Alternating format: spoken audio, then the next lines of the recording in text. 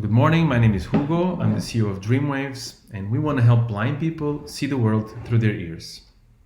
In the old days, we used to ask someone for directions. Nowadays, we all have smartphones. So for instance, if you're out and you're looking for that restaurant which your friend recommended, you simply pull out your phone, type in the name, and you're smoothly guided to it.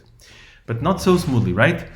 Normally, you look at the map and then look at the street, you think, oh, this is the way to go. But then you start and you think, I'm not so sure about that street. So you look better, you look again at the street and again at the map, and then you realize, oh, the map was upside down. Actually, I have to start towards this direction. But you eventually get there. It's not such a big problem. Not without some corrections like this along the way, but not such a big problem. But if you're from a vulnerable group or in a specific situation, that can be harder. For elderly people, for instance, who are already insecure of getting lost in complex locations, these corrections can be quite hard.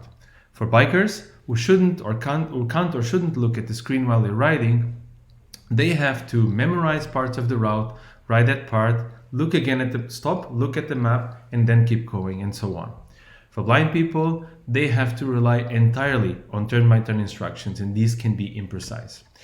In any case, whether it's just an annoyance, like when you're trying to find that restaurant, a safety issue when you're on the bike, or just a very difficult navigation situation, like for the blind person, we want to make it easy for everyone. So we created an app which guides you towards where you have to go in a very, very easy way.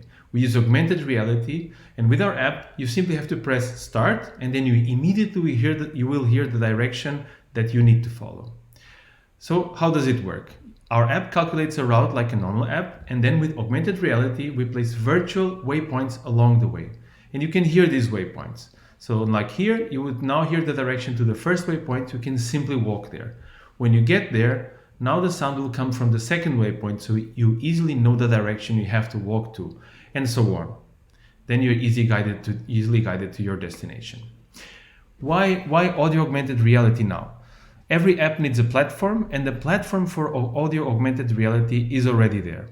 On the one hand, we have better and better smartphones which are AR capable, and all the new models are able to do that. On the other hand, we have smart earphones, so earphones with sensors embedded, which can track your head orientation, so they are the best platform for audio augmented reality.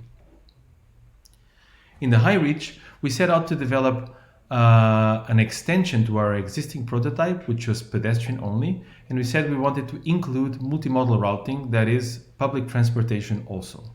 Also, we wanted to include the on and outboarding assistant on the public transports, and that was use machine learning to automatically detect the door and help people find the direction of that door so they can easily enter and get out. So in the HiReach, the progress since the beginning is that we implemented the transit. I will show you later on. We also started the proof of concept of the machine learning. We were able to do some usability testing and improved our interface. And we also have a new team member, and we started considering mobility in the countryside. Other than that, in different areas like the elderly or improvements in localization, our startup also did quite some progress in other fields in the meantime. How does the new interface look like? So here you have on the left, when you type in your location, you get a pedestrian route, and you get also an alternative with public transport. You can look at the detail, you can plan in the future, and this is how the map looks like. And I will now show you a demo. So you simply type in the destination, and then you'll get the options. And when you choose the option, you'll start hearing the sound. Head towards Mark Circus. You don't see it, but you can see it. And now you'll even see the sphere on the street, and you hear the directions. If you have headphones now, you can hear the direction and when you go into it. So now we are walking the first stretch, so going towards the tram stop. The next scene we're already going to be in the tram.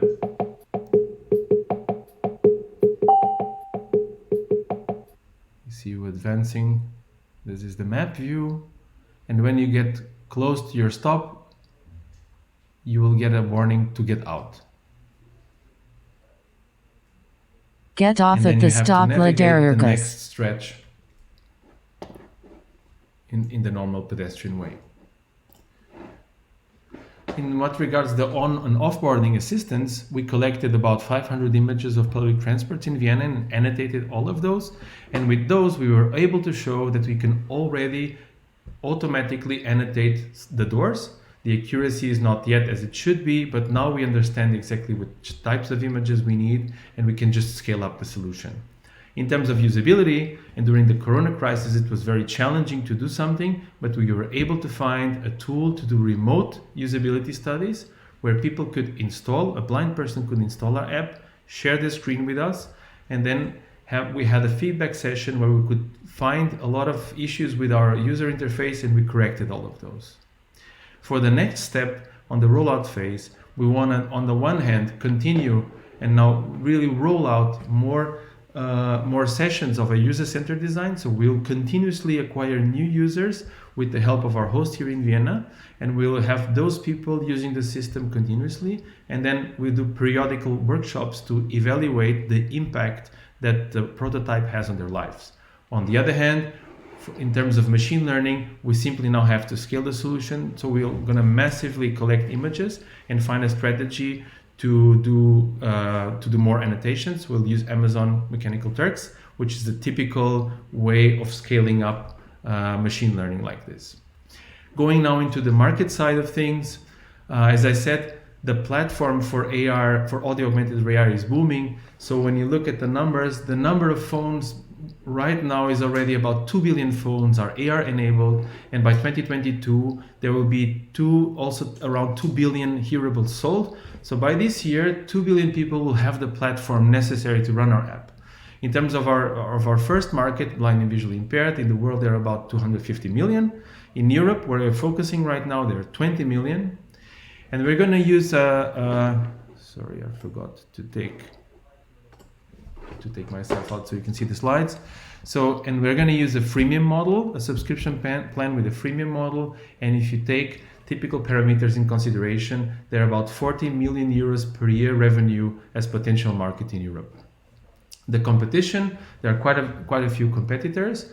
Most of them don't use anything else than GPS, so they are not too precise in localization. Microsoft is the only one which is intuitive enough, like ours, to use spatial audio to give you directions.